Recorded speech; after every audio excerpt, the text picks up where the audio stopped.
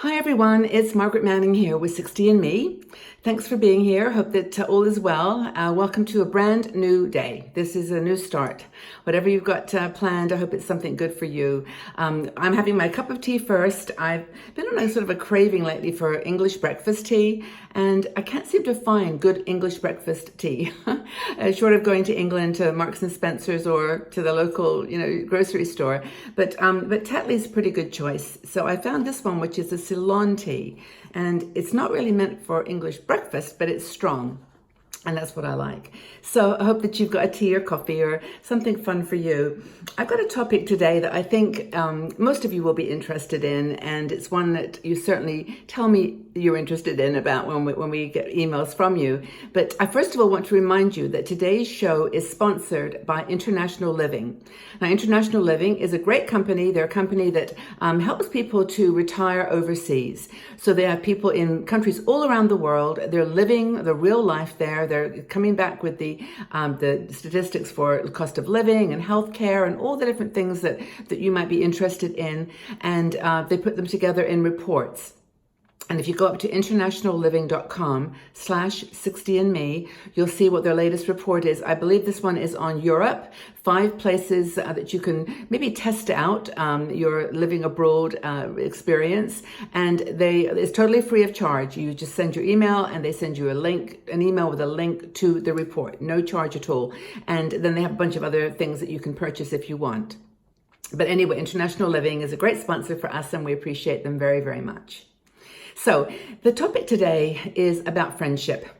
Okay, now you talk to me all the time about wanting to connect with women in our 60andMe community, how important having women friends who you can touch, real life friends is.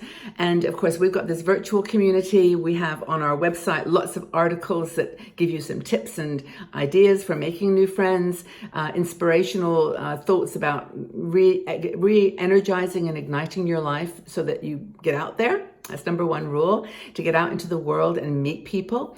But sometimes it's a little challenging and you want that person in real life. It's hard. We know this, like when you have gone through your 50s and, your kids have left home, if you have children, you've got friends that have moved away, you're losing friends who've passed away, unfortunately, and you are finding the context for your relationships, like working or volunteering or whatever you did in your 40s and 50s, it's changing now. And you don't make friends as easily. And also, I think part of it, my observation too, is you get in your groove. You know what you like. Your lifestyle, where you like to go shopping, where you like to, to hang out, and you get into this groove where you aren't meeting new people. So in order to get out and to meet new people, you've got to go to new places. You've got to discover some courage in yourself to go and have go to a new bookstore or to a new cafe or to a new theater production or, join a women's group or a book group or a meetup group. All these things are possibilities, but, it's easy for me to say, it's harder to do. I know, to be honest with you, I have the same challenge because I work, like many of you still do, and it's really, even if you are retired, you're in a rhythm of comfort, familiarity. So Deborah Englander is one of our writers, and she actually has her own business, but she writes all kinds of topics for us, and she writes about her own experience with making friends, and it's called How to Get Out of Your Comfort Zone in 5 Easy Steps, because she went to, she and her husband travel for 2 months every year to go to a warmer place. So they go to Florida, and they decided to go to Florida and just try to meet some new friends.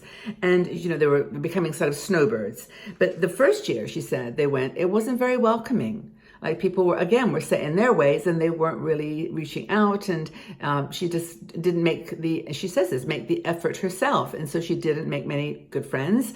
And it was a very disappointing year. But that kind of said 2 things. One is that she wasn't reaching out, and 2, other people weren't.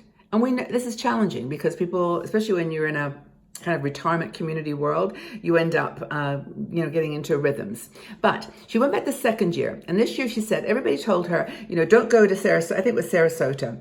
I'm trying to remember the place, but yeah, I think it was Sarasota. Don't go there because it's kind of boring. And they gave advice and said, you know, go here, go there. And they said, no, we're going to go there because we think there's a theater scene.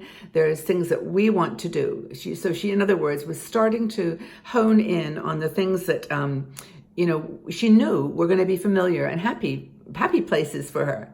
And so they have a cultural scene and you know, theater, entertainment. So she went, and they had a whole different experience. But they had to do things differently. First thing she said, for example, is they were invited to go to a cocktail party. And she said, like, my husband and I are like, a cocktail party? Are you sure?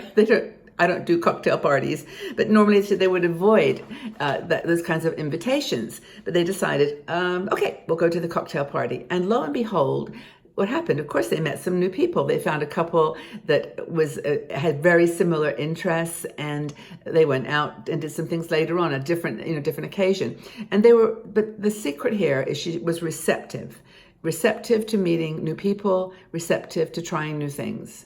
And honestly, I think that is, if you think of one thing for making friendships in your 60s, that is it. Changing your mindset and being receptive. I mean, you may say, no, I like my own company. I don't even really need anyone else.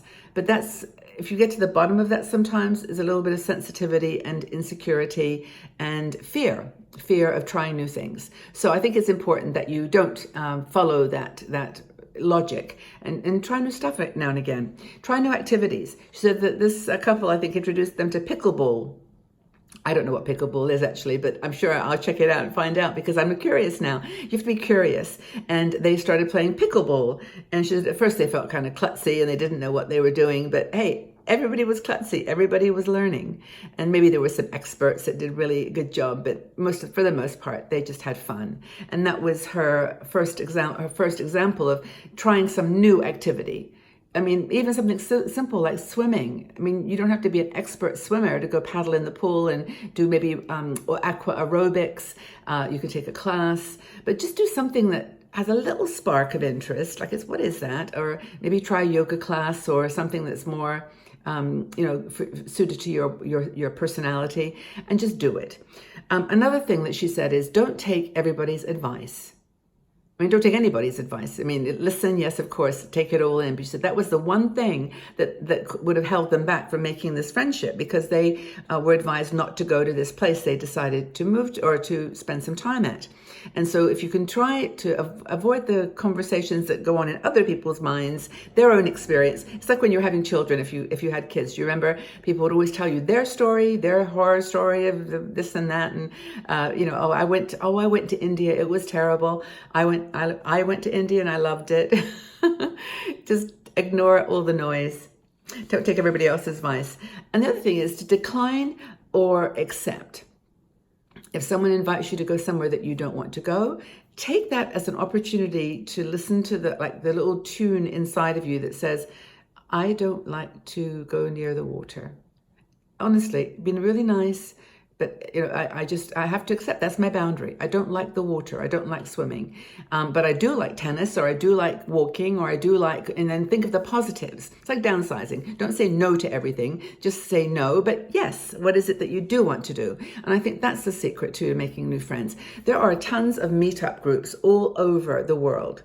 And if you go onto Meetup and say meetup.com, meetup.com, just say, what are the meetups within 5 mile radius of my city or town?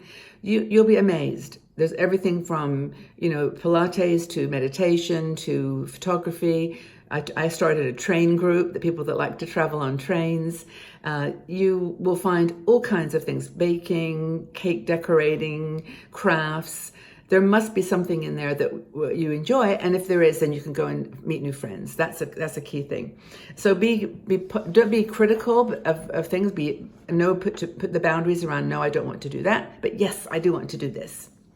And the final thing that Deborah mentions, I don't know whether this is her personal experience, but she said that some people invite family and friends to come into their home as guests because they think it would be nice to have someone with them, or maybe have some company. And the secret here is only to invite for a couple of days. Don't use those as friendship substitutes, because family is complicated and friends can be complicated. And if you have reached a point of 30, 40 years of knowing each other, maybe you need some fresh conversation, some fresh dialogue. But anyway, I think that was nice of Deborah to be honest about her own experiences, because that's where we learn. But if you have got any ideas on how to vary your routine, how to do things outside the normal box, outside the your comfort zone, in fact, and do things that are going to push you towards a more positive opportunity to make new friends. And I know that some people will say, I'm past that, I don't want to put the effort in, and that's okay, as long as you're happy with that. But a lot of times, I would say 8 times out of 10, someone says that to me, I dig a little deeper and find that there's a fear. I don't want to be rejected, I don't want to be hurt, I feel embarrassed at my weight, or my physical changes. I've got too many wrinkles. I've got some perceived flaw.